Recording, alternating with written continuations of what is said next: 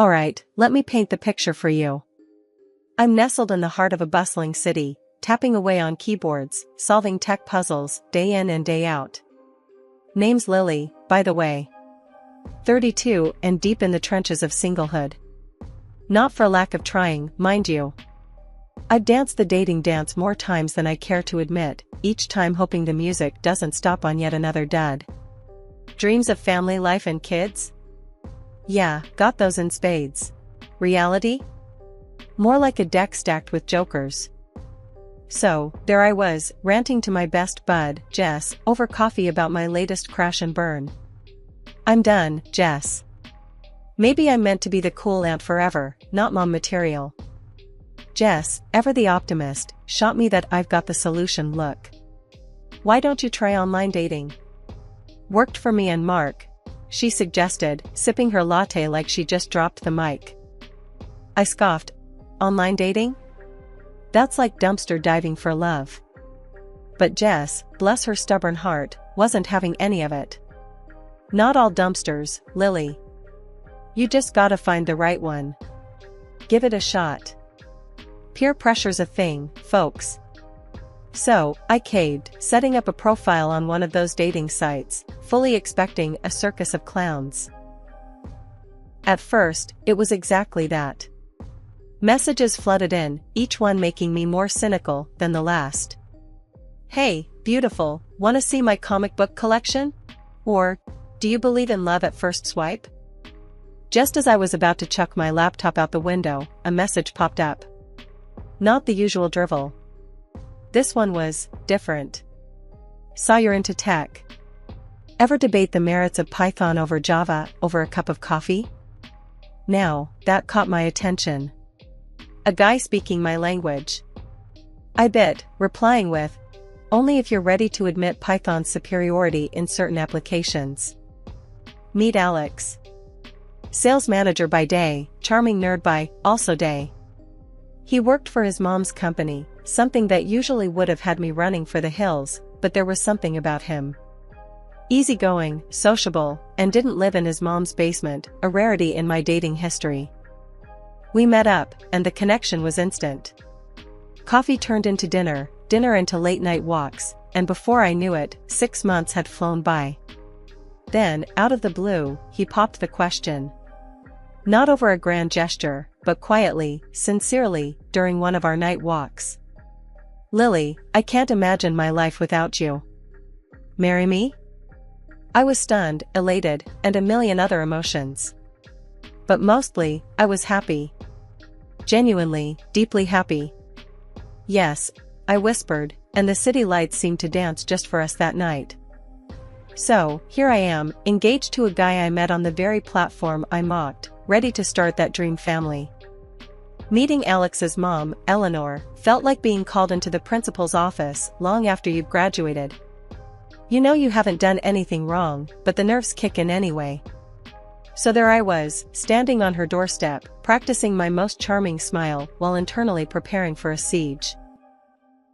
Alex squeezed my hand, mistaking my battle readiness for jitters. She's gonna love you, he whispered, but his voice lacked the conviction of a man betting on a sure thing. The door swung open, and there she stood, Eleanor. Not a dragon per se, but she had that look. You know the one, like she could read your life story at a glance and find it lacking. Lily, this is my mom. Mom, Lily. Alex did the intros like he was presenting his science project. Eleanor's eyes narrowed, taking me in. Lily. So, you're the one who's captured my son's heart. Her tone made it sound like I'd done it with dark magic. Pleasure to meet you, Mrs. Hamilton. Alex speaks very highly of you. She waved off the formalities. Please, call me Eleanor. Let's not stand on ceremony.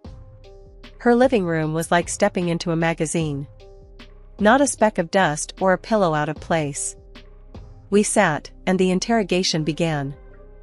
I hear you're in IT. That's a demanding field, she started, casual as if commenting on the weather. Yes, it is. But it's rewarding. I love the challenges, I said, trying to sound confident and not like I was defending my life choices. And how do you find the work-life balance? Alex tells me you're quite ambitious. Was that a hint of disapproval? I manage. We both do. It's about priorities, right? She hummed non-committally, sipping her tea like a queen, pondering her next move. Alex has always had a varied taste in women. What makes you different?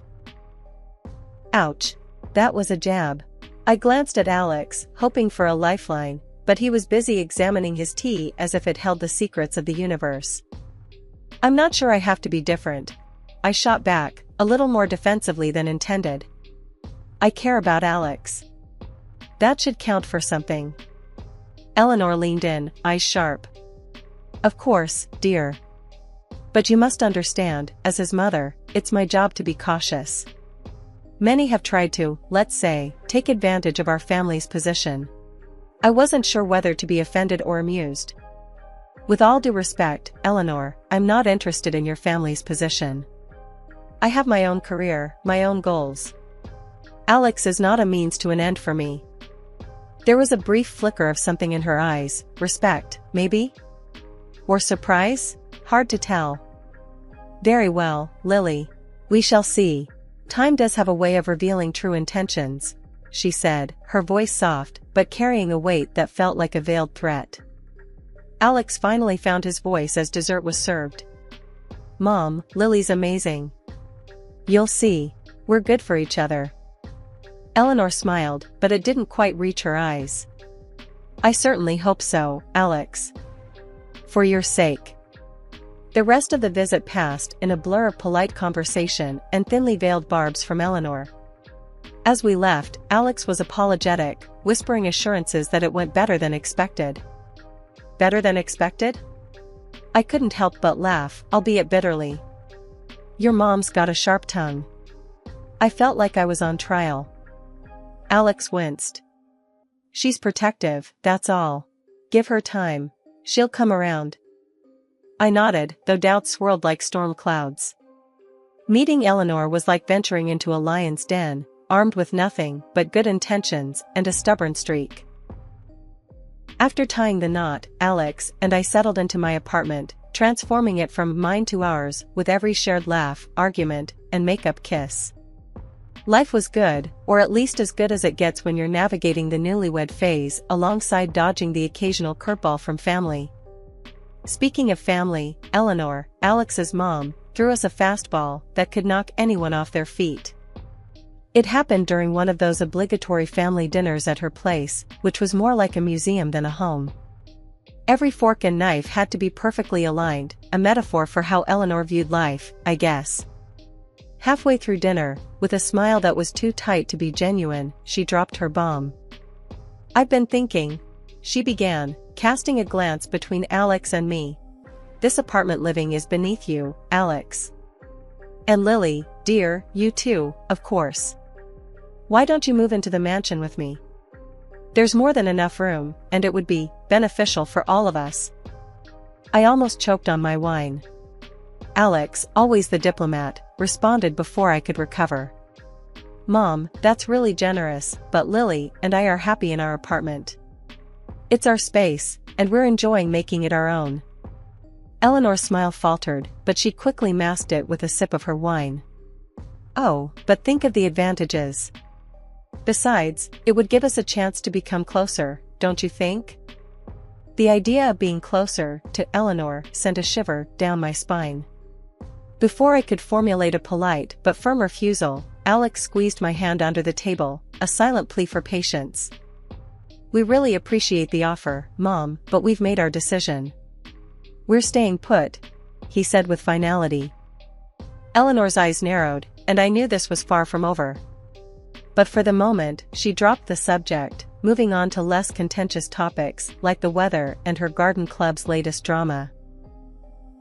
A few weeks after that dinner, Eleanor announced she was coming to see our apartment for the first time. Just a friendly visit, she claimed. Friendly my foot. I knew a reconnaissance mission when I saw one. The day arrived, and so did Eleanor, her entrance grandiose as if she were gracing a royal court instead of our humble abode. She greeted us with air kisses, then proceeded to inspect our apartment with the scrutiny of a drill sergeant. "This is it, then," she said, her voice laden with a mix of disappointment and disbelief as she glanced around our living room. "It's quite compact, isn't it?" Alex started to respond, but I cut in, my patience already thinning. "It's cozy, Eleanor. And we love it," she hummed, making her way through our space as if every step pained her. "And this decor, eclectic, isn't it? A bold choice." I clenched my fists, feeling the anger bubble up. "It's our home, Eleanor. We've put a lot of ourselves into it." Then came the coup de grace. As she peered into our kitchen, her nose wrinkled. "And cleanliness? Is that not a priority for young couples nowadays? Or is this some trend I'm unaware of?" That was the last straw. "Listen, Eleanor," I said, my voice steady but seething. "This trend you're talking about is called living. We might not have a mansion with staff to keep it spotless, but we keep our home clean and welcoming. That's more than enough for us. If you can't respect that, then maybe you should leave." The room went silent. Eleanor looked at Alex, then at me, and for a moment, I thought she might apologize. Instead, she straightened her jacket, her demeanor icy. "Very well. I can see when I'm not wanted. Enjoy your home." With that, she left, her departure leaving a chill in her wake. 2 years into our marriage, and it felt like Alex and I were finally hitting our stride. He was the yin to my yang, helping out around the apartment without me having to nag, always ready with a hug or a kind word. But then, things started to shift, and not for the better. I'd been broaching the topic of kids more and more. I was 34, and that biological clock wasn't just ticking, it was booming like a gong. One evening, I decided to tackle it head-on. "Alex, we need to talk about starting a family." "I'm not getting any younger," I said, trying to keep my voice steady. He sighed, the kind of sigh that said he'd rather be anywhere but here. "Lily, we've been over this. It's too early to think about kids. We've got time." Time. That word echoed in my head. Did we really? "Alex, I'm 34. In a few years, it might be too late. Don't you want kids?" He avoided my gaze, focusing instead on some invisible spot on the table. "Of course, I do. Just, not now. Work's been hectic." Hectic was an understatement. Lately, he'd been coming home late, if at all, claiming work was piling up. Weekends were no different, with him often dashing off after mysterious phone calls.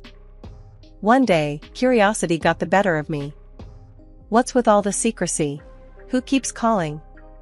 He looked cornered, then spilled it. "It's my mom. She's been really ill, having seizures. I've been helping out."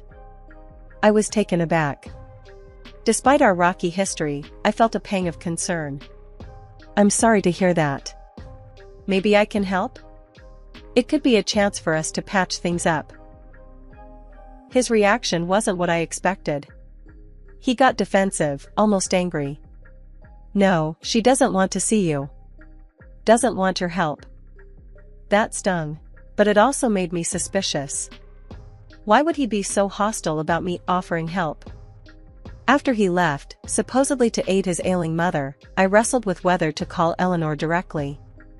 My hand hovered over the phone for what felt like hours.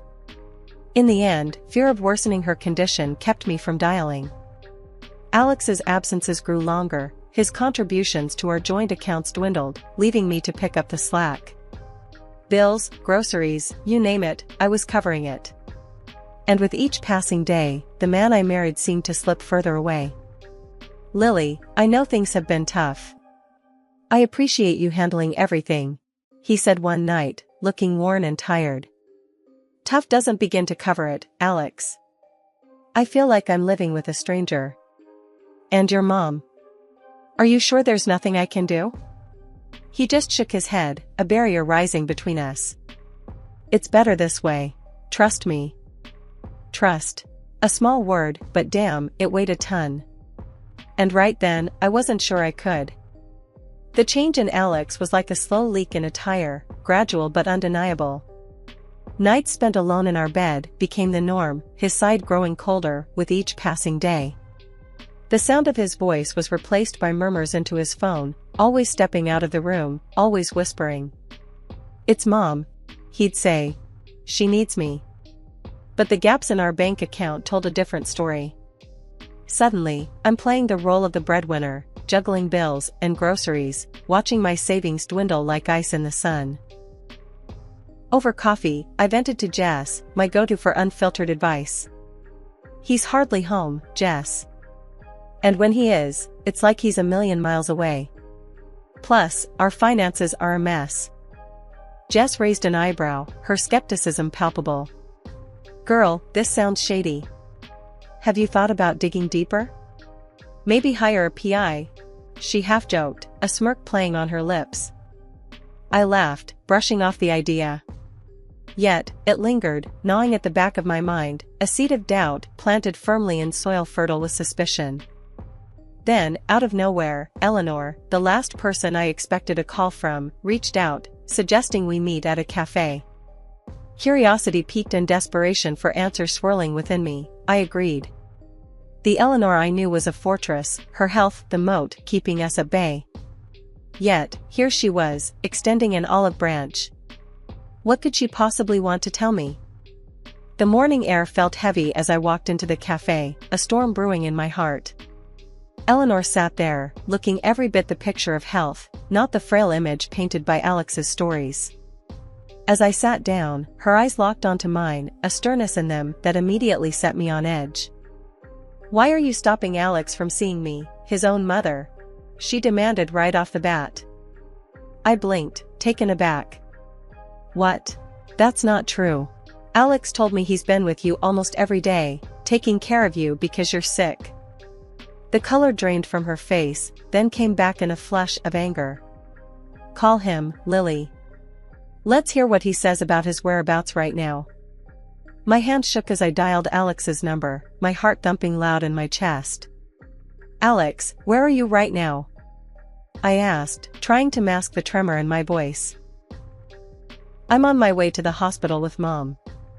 She's had another episode," he replied, his tone hurried and anxious.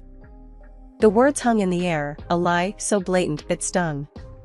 I ended the call, turning to face Eleanor, who offered a sad smile and placed a gentle hand on my arm. "Tell me everything, Lily," she urged softly.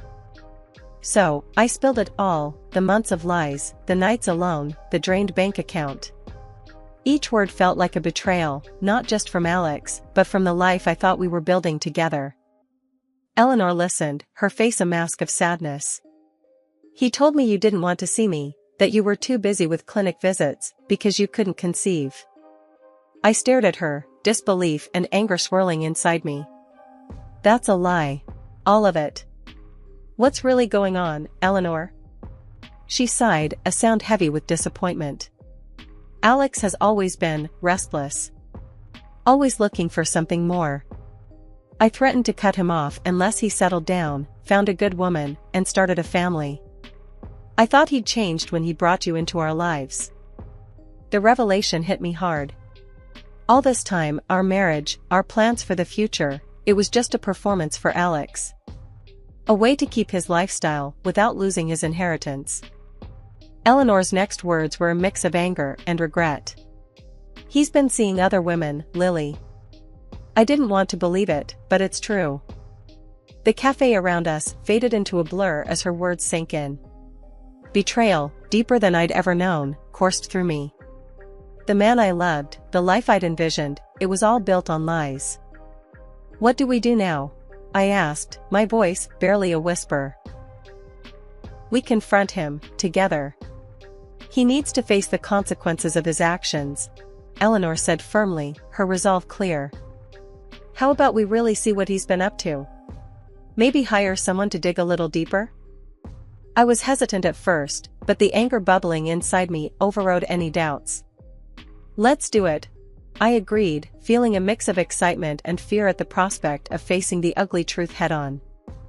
The detective we hired was a pro, unearthing details about Alex that made my skin crawl. He had been leading a lavish lifestyle on our dime, wining and dining various women, all while spinning US tales of family duty and illness. But the real kicker came when we got audio of Alex with one of his girlfriends, mocking Eleanor and me for believing his lies. "They're just a couple of naive bugs, easily fooled," he laughed on the tape. That was the last straw. Eleanor and I, now united in our quest for justice, decided it was time for a confrontation. Armed with the evidence, we ambushed him at a bar downtown, where he was supposed to meet his latest fling. The look on his face when he saw us together was worth every penny we'd paid the detective. Eleanor was the first to let loose, her voice rising above the music and chatter. "You're a disgrace, Alex. I never thought I'd see the day my own son would sink this low. Cheating, lying, and stealing from your own family." Her words were like bullets, and with each one, Alex seemed to shrink a little more. The crowd in the bar had gone silent, all eyes on us. I stepped forward, my heart pounding in my chest. "And you," I said, facing Alex with all the fury I felt. "You're going to pay for what you've done. Not just to me, but to your mother, to our marriage. I've got the divorce papers right here." I slapped them down on the table in front of him, along with the storage unit receipt. "Everything you own is in a box to the left, buddy. Consider yourself served." Alex was speechless, his face pale, eyes darting between me and his mother. I can explain," he stammered, but Eleanor cut him off. "Save it. You're cut off, Alex. No more money, no support. You've made your bed, now lie in it." Her voice was ice cold, the final nail in the coffin of their relationship.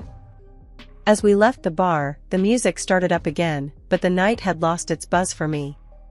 What mattered was the sense of closure, however bitter it tasted. Eleanor and I walked out together, not as enemies, but as allies, bonded by our shared betrayal. "We'll get through this," she said, squeezing my hand. "Yeah," I replied, looking back one last time at the man I once loved, now a stranger. "We will." After the whole mess unraveled and the truth came out about Alex, things moved pretty fast. He ended up having to pay up for his lies, a kind of compensation for the heartache and chaos he caused. The divorce papers were signed, no looking back. And Eleanor, well, she cut him off completely, sticking to her word. It was a tough outcome for him, but he made his bed.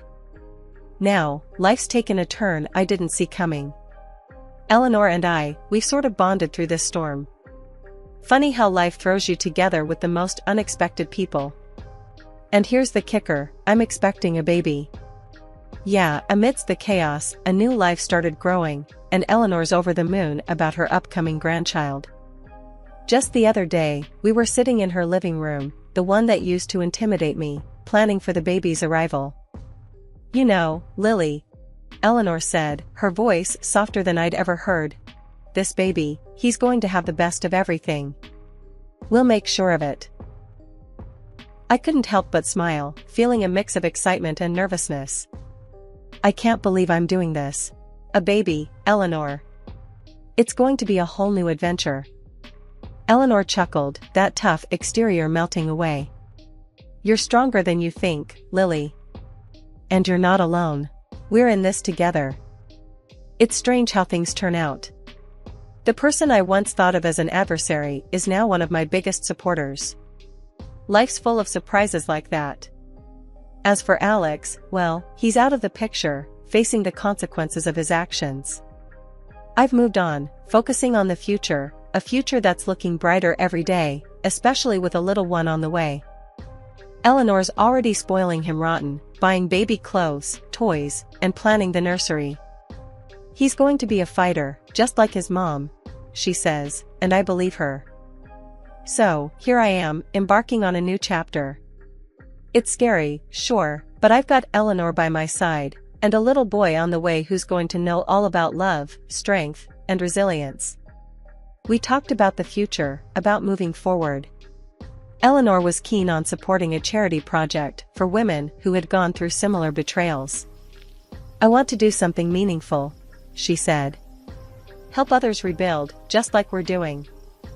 I love that idea, I replied, feeling a spark of excitement for the first time in months. Count me in.